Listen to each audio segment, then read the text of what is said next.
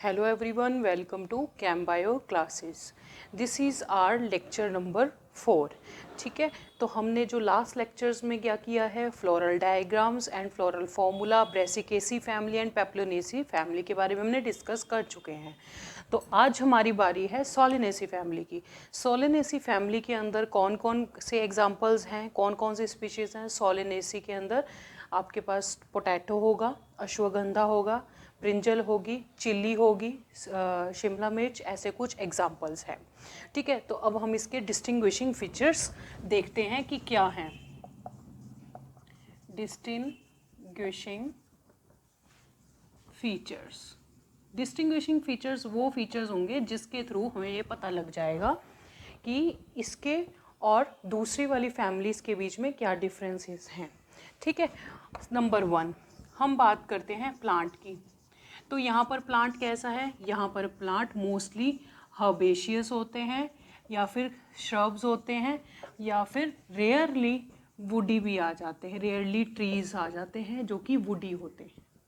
ठीक है, अब स्टेम की अगर मैं बात करूँ तो स्टेम कैसी होती है।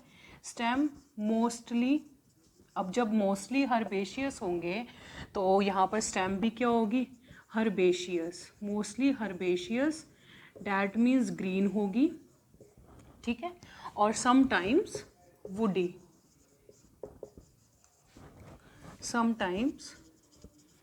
वुडी, सॉलिड भी हो सकती है और होलो भी हो सकती है, सिलेंड्रिकल होती है। ठीक है, और इसमें क्या फीचर आएगा, mostly herbaceous, sometimes woody, solid और होलो, सिलेंड्रिकल। ठीक है, ये सब चीज़ें आएंगी। और हाँ कि अंडरग्राउंड स्टेम भी देखने को मिली है, underground stem in case of potato. ठीक है, तो ये हमने बात की प्लांट और स्टेम के बारे में। उसके बाद जो थर्ड नंबर पे फीचर आता है, थर्ड नंबर पे आती हैं लीव्स। उस प्लांट में लीव्स कैसी हैं, सबसे पहले लीव की अरेंजमेंट कैसी है, लीव किस तरह से लगी होंगी। तो सबसे पहले ऑल्टरनेट है। ऑल्टरनेट कैसे, मतलब अगर यहाँ पर स्टेम है तो एक यहाँ पर होगी लीफ, एक यहाँ पर होगी लीफ। उसके बाद तो हमें क्या पता लगता है कि पिनेटली कंपाउंड लीव्स हैं।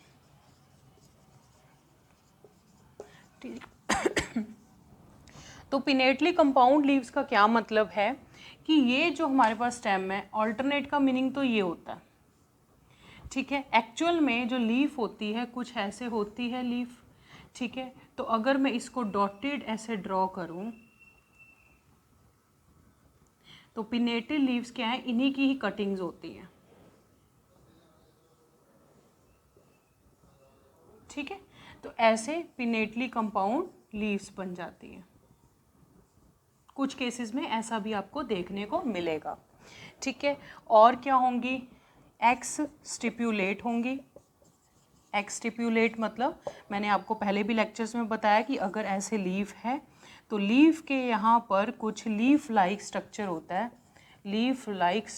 है, जिसको हम स्टिप्यूल बोलते हैं। ठीक है, तो वो स्टिप्यूल जो है इनके केस में नहीं होता। ठीक है, तो यहाँ क्या है, एक्स स्टिप्यूलेट। तो यहाँ तक आप नोट कर लीजिए। और क्या होंगी, एंड रेटिकुलेट वेनेशन। मैंने यहाँ पर पिनेटली का रब कर दिया था, मैं यहाँ बना देती हूँ।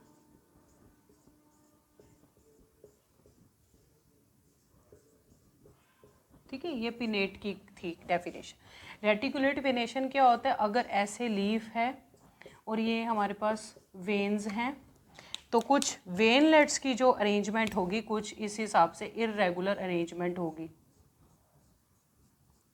ठीक है, ऐसे कुछ अरेंजमेंट होगी जो कि पूरी की पूरी लीफ के ऊपर होगी, ऐसे अरेंजमेंट वेनलेट्स होती हैं, ये पूरी आपको लीफ के अंदर दिखेगा। ठीक है, तो अभी हमने डिस्कस किया plant, stem and leaves.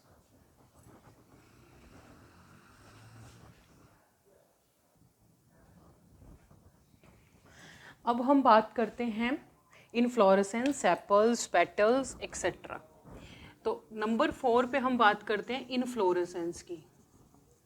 Inflorescence के अंदर क्या होगा सॉलिटरी इन्फ्लोरेसेंस, मतलब ब्रांच के बिल्कुल टर्मिनल पे आपको फ्लावर मिलेगा। उसके बाद या मैं क्या कहूँगी और कौन सी होगी, एक्सिलरी और साइमोस इन केस ऑफ सोलेनम।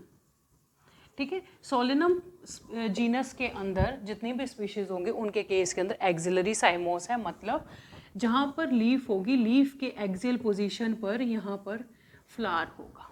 ठीक है, तो इसको हम बोलेंगे एक्सिलरी और साइमोस कंडीशन होगी सोलेनम के केस में। उसके बाद हम नंबर 5 पे करते हैं फ्लावर। इस सोलेनेसी फैमिली के अंदर फ्लावर्स जो होते हैं वो बाइसेक्सुअल होते हैं, ये बाइसेक्सुअल का सिंबल है। ठीक है, तो बाइसेक्सुअल है और साथ में क्या है एक्टिनोमॉर्फिक। एक्टिनोमॉर्फिक की कंडीशन मैंने तुम्हें बहुत बार बता चुकी हूँ कि अगर फ्लावर में से सेंटर में से बहुत सारे प्लेन्स आप गुजारो और जो कट करने के बाद उन प्लेन से अगर आप कट करो फ्लावर को तो आइडेंटिकल प्लांट के पार्ट्स मिल जाएं तो उसको बोलेंगे, उस फ्लावर को बोलेंगे एक्टिनोमॉर्फिक। और सिर्फ अगर एक ही प्लेन हो जहाँ से आइडेंटिकल पार्ट्स मिले तो ज़ाइगोमॉर्फिक कंडीशन होती है। ठीक है, उसके बाद हम सेपल्स की बात करते हैं। सेपल्स जो होती हैं इकट्ठी होकर कैलिक्स बनाती है जो कि आउटर मोस्ट वॉल होता है फ्लावर का। अब सेपल्स यहाँ पर क्या है 5 हैं, 5 हैं। और क्या है गैमोसेपलस। गैमोसेपलस मीन्स आपस में फ्यूज्ड हैं और गैमोसेपलस है 5 ही नंबर है। और साथ में क्या है वेलवेट इस्टिवेशन। वेलवेट इस्टिवेशन क्या होती है, वेलवेट इस्टिवेशन बहुत ही सिंपल से होती है कि एक ये मान लो एक यहाँ पर है वर्ल, एक यहाँ पर है सेपल, एक यहाँ पर है, 1 2 3 4 5, तो कुछ ऐसे हैं। ठीक है, ऐसे कुछ वर्ल्स की अरेंजमेंट है। उसके बाद अगर मैं बात करूं, हाँ एक और चीज़ कि सेपल्स जो होती हैं वो कुछ केसेस में परसिस्टेंट भी हैं। परसिस्टेंट, ठीक है, परसिस्टेंट का मतलब क्या होता है, for example in brinjal. Persistent का मतलब होता है कि जो रहती हैं, अगर फ्रूट बन जाता है उसके बाद भी जो सेपल्स वहीं पे इंटैक्ट रहती हैं फ्रूट के साथ, उसको बोलते हैं परसिस्टेंट सेपल्स। अब वो क्या हैं कि जैसे अगर यहाँ पर मैं ले लूँ ब्रिंजल, ठीक है, तो मैंने यहाँ पर ब्रिंजल ली, ठीक है, इसको सोलेनम बोला जाता है। सोलेनम जीनस के अंदर आते हैं, ये ब्रिंजल है। तो ब्रिंजल की ये जो पार्ट है ग्रीन कलर का पार्ट होता है, ये ग्रीन सेपल होती है जो कि इंटैक्ट रहती है जब तक फ्रूट बन जाता है उसके बाद भी रहती है। ठीक है, तो ये हमारे पास क्या है, यही सेपल है। यहाँ पर ये सेपल ही है जो परसिस्ट करती है। Number 7 petals. पेटल्स का क्या सीन है, यहाँ पर पेटल्स भी यहाँ पर 5 नंबर में है। और क्या है, और यहाँ पर गैमोपेटल्स हैं। जैसे सेपल्स आपस में जुड़ी होंगी वैसे ही पेटल्स भी आपस में ज्वाइंट होंगी, फ्यूज्ड होंगी, गैमोपेटल्स आगे कंडीशन। ठीक है, और साथ में क्या होगा कि बस यहीं तक आएगा। ठीक है, गैमोपेटल्स आपस में जुड़ी हुई हैं, लेकिन अब जब मैं आगे आपको एंड्रोशियम के केस कराऊंगी, स्टेमन्स का केस करवाऊंगी, तो स्टेमन्स जो होंगे वो आपको पता लगेगा कि वो पेटल्स के साथ जुड़े हुए हैं, एपीपेटलस कंडीशन में है। यहाँ तक आप नोट कर लो।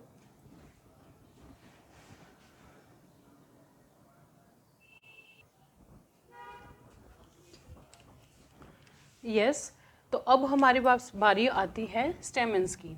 ठीक है, आई होप 7 नंबर होगा। तो स्टेमन्स के केस में एक और चीज़ जो हमने पीछे पेटल्स के वो भी वेलवेट एस्टिवेशन में है, सेपल्स हैं वो भी वेलवेट एस्टिवेशन में। अब स्टेमन्स की बात करेंगे। स्टेमन्स 5 इन नंबर में है। ठीक है, और क्या है, एपीपेटलस है और पॉलीएंड्रस। पॉलीएंड्रस मीन्स कि जितने भी एंथर्स हैं वो सभी, जितने भी स्टेमन्स हैं वो बिल्कुल अलग अलग हैं, कोई भी एक दूसरे के साथ जुड़ा नहीं है। ठीक है, और एपीपेटलस लेकिन जॉइंट किससे हैं, पेटल्स के साथ। ठीक है, तो ये हो गया स्टेमन्स का केस। उसके बाद हम बात करते हैं ovary, that is the female part of the flower. यहाँ पर जो ओवरी है वो क्या है, बाइकार्पेलरी है। बाइकार्पेलरी का मीनिंग उसके अंदर 2 कार्पेल हैं। और सिनकार्पस है, मतलब वो जो दो कार्पल हैं वो आपस में जुड़े हुए हैं।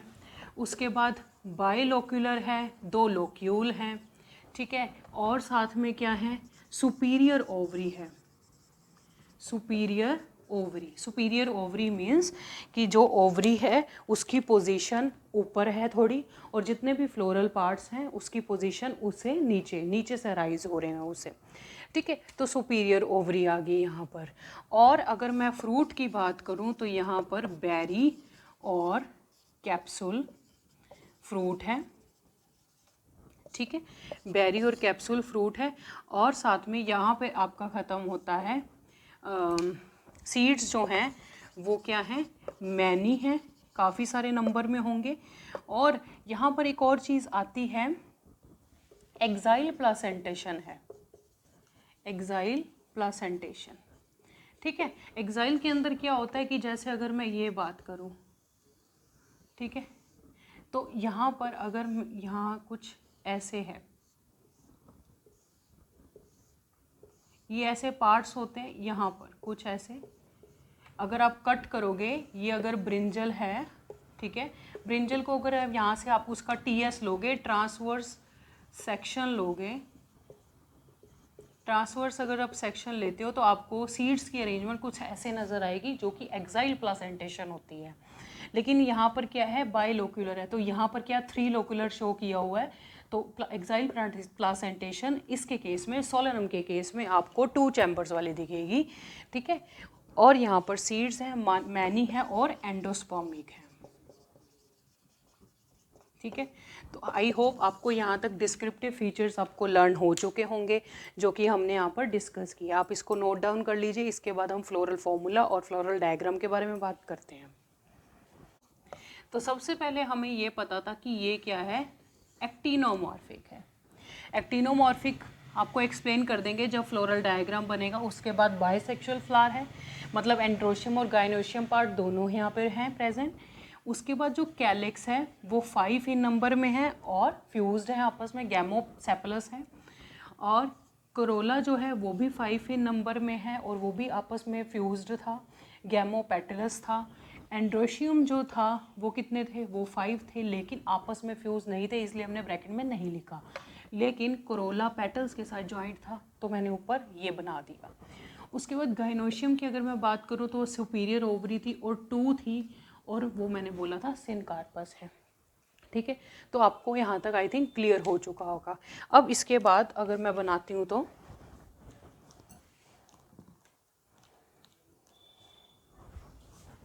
यस, तो अगर मैं यहाँ पर बनाऊँ इसका डायग्राम, तो सबसे पहले मैं ये बताती हूँ कि इसको आप हमेशा ऐसे डॉटेड में कीजिए। एक्टिनोमॉर्फिक के केस के लिए मैंने ऊपर प्लस लगा दिया। उसके बाद मैंने क्या बताना है, हम सिर्फ कैलिक्स और कोरोला बनाएंगे। सबसे पहले कैलिक्स कितने हैं, 5, तो मैंने यहाँ पर कुछ 1 2 3 4 5, ठीक है। तो ये बना दिए मैंने, इनको आपस में यहाँ पर जोड़ दिया, ठीक है। ये मैंने डॉटेड लाइन रब कर दी, ठीक है। ये हमारे पास क्या है, सेपल्स, जो कि आपस में क्या बना रहे हैं, कैलिक्स,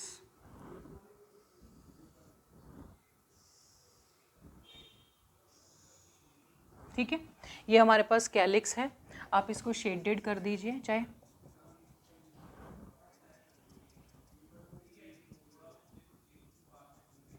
ये है हमारे पास कैलिक्स, ठीक है। अब उसके बाद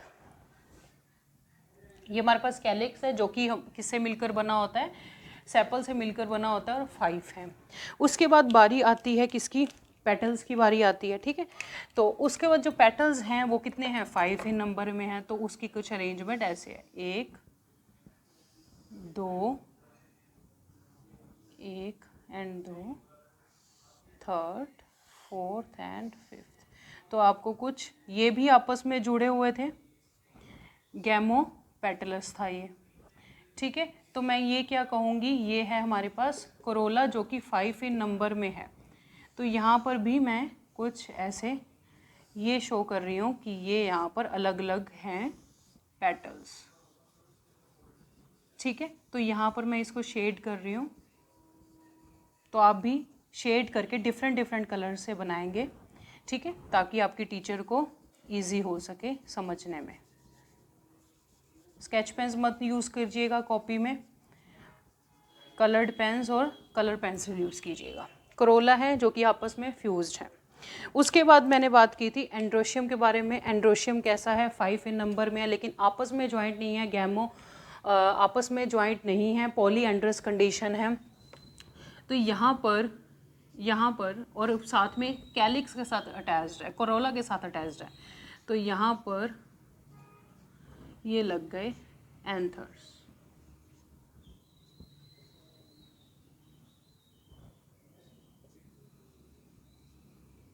ठीक है, ये एंथर्स हैं, ये एंथर्स आ गए। यहाँ पर 5 एंथर्स आ गए हैं। उसके बाद है गाइनोशियम। अब गाइनोशियम का क्या सीन है, गाइनोशियम आपको मैंने पहले ही बताया था कि बाइकार्पिलरी है, ठीक है, और काफ़ी सारे बीच में लोक्यूल्स होंगे, ठीक है। ये हमारे पास आ गई, ठीक है, ये हमारे पास ओवरी आ गई। और यहाँ पर हम इसको ये शो कर सकते हैं, ओवरी है जो कि क्या है, बाइलोक्युलर और बाइकार्पिलरी, ठीक है, और सिनकार्पस, ठीक है। आई होप आपको यहाँ पर क्लियर हो चुका होगा यहाँ का डायग्राम। और ये एक्टिनोमॉर्फिक कंडीशन है, मुझे बताने की ज़रूरत नहीं है। यहाँ पर थोड़ा सा फिगर थोड़ा सा टेढ़ा हो जाता है, लेकिन आप जब नोटबुक में बनाओगे तो आप किसी भी सर्कुलर चीज़ की, कोई बैंगल की हेल्प से सर्कल करके और आप बिल्कुल डायमेंशनली बनाओगे तो आपका बिल्कुल बनेगा और आपको एक्टिनोमॉर्फिक कंडीशन भी वहाँ पर विजिबल होगी, ठीक है। तो अब आप इसको नोट डाउन कर लीजिए और इसके बाद मैं कुछ एग्जांपल्स के बारे में डिस्कस करते हूँ। पर मैं इसको दोबारा से मार्क कर देती हूँ, ठीक है, कुछ ऐसे।